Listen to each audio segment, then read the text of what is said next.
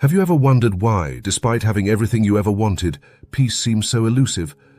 Why does calmness slip away, like sand through your fingers, whenever life throws its storms your way? These questions troubled a young seeker named Ananda, whose life, despite its comfort, was plagued by an unshakable restlessness. Ananda was a prince, much like the Buddha himself had been, living in a palace filled with luxury and ease. But his heart, much like the tumultuous sea, never knew stillness. It wasn't that Ananda lacked anything material. His every need was met, every wish granted. Yet his mind was constantly swirling, his heart never truly at rest. He longed for something more, something deeper, something that would bring lasting calm to his soul. Ananda's journey began on a night when sleep evaded him completely. The palace, usually a place of quiet repose, felt like a cage. Each echo in its grand halls magnified the emptiness inside him. He could no longer ignore the gnawing discontent that had settled in his heart. Ananda had heard tales of the enlightened one, the Buddha, who had once been a prince just like him. But this prince had left behind his kingdom in search of something greater, a peace that surpassed all understanding. Ananda decided he would seek out the Buddha and learn from him the secrets of lasting calm. But the journey was not simple. To leave the palace meant abandoning the life he had known, his riches, his comforts, even the people he loved. The decision weighed heavily on him, but the pull toward peace was stronger than his attachments. In the early hours of dawn, under the cover of a sky still blanketed in darkness, Ananda left his palace behind, guided only by the faint light of his inner yearning.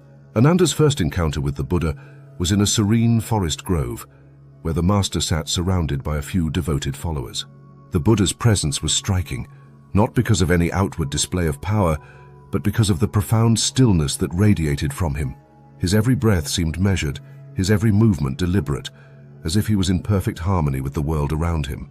The Buddha welcomed Ananda with a gentle smile, and without a word, beckoned him to sit. For hours they sat in silence. At first Ananda's mind raced. Thoughts of the palace, his family, and the life he had left behind surged through him. But gradually, under the Buddha's silent instruction, he began to focus on his breath, observing each inhale and exhale with unwavering attention. This was the beginning of vipassana, or mindfulness meditation. Do not cling to your thoughts, Ananda. The Buddha's voice finally broke the silence. Observe them, let them pass, and return to the breath. Peace is found in the space between your thoughts, in the stillness that lies within. As days turned into weeks, Ananda practiced this meditation with dedication. He began to notice the subtle changes within him, the quieting of his mind, the slowing of his thoughts, and the burgeoning sense of inner peace. But the journey was far from over. The calm he had found was still fleeting, slipping away when old anxieties resurfaced. Seeing Ananda's struggle, the Buddha introduced him to a new practice, metta bhavana, or loving-kindness meditation. The Buddha explained, Ananda, the peace you seek is not just for yourself. True calm comes from the heart that is open and free, that harbors no ill will or hatred, but instead radiates love to all beings. Ananda was instructed to close his eyes and bring to mind someone he loved deeply. Feel the warmth of your love for them, the Buddha instructed, and wish them happiness, peace, and well-being. Ananda found this easy at first, as he visualized his mother, the Queen, and sent her thoughts of love. But the practice grew more challenging as the Buddha guided him to extend this loving kindness to acquaintances, strangers, and even those who had wronged him. Ananda's heart resisted at first, especially when he thought of a courtier who had once betrayed his trust. Yet under the Buddha's patient guidance, he persevered.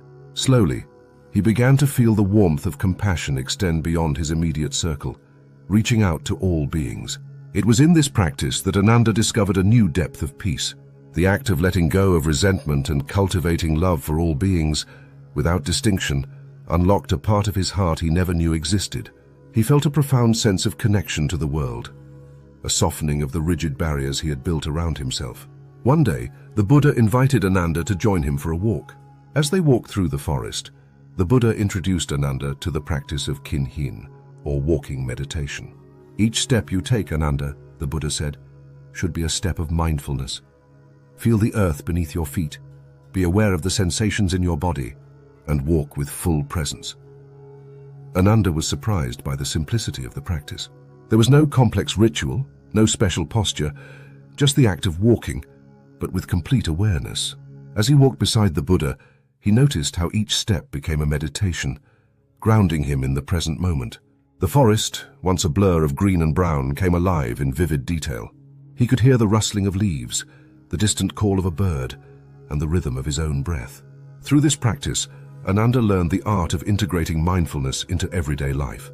He discovered that peace wasn't something to be found only in silent meditation, but could be experienced in every step, every movement, and every breath. It was a peace that was always accessible, a calm that could be unlocked at any moment, simply by being present. As Ananda's understanding deepened, the Buddha introduced him to a concept that was perhaps the most challenging of all, the contemplation of impermanence, or anicca. Ananda, the Buddha said, everything in this world is impermanent. The people you love, the possessions you hold dear, even the thoughts and feelings that pass through your mind, they are all fleeting, like the morning dew that evaporates with the rising sun. At first, this teaching filled Ananda with a sense of sorrow. The idea that everything he cherished was transient seemed to deepen his restlessness rather than alleviate it. But the Buddha urged him to look deeper. It is only by accepting impermanence, Ananda, that you can truly find peace. Clinging to what is temporary only leads to suffering. Let go, and you will find that what remains is a calm that is unshakable. Ananda took these words to heart and began to reflect on the impermanence of all things. He observed the changing seasons, the aging of his own body, and even the fluctuations of his emotions.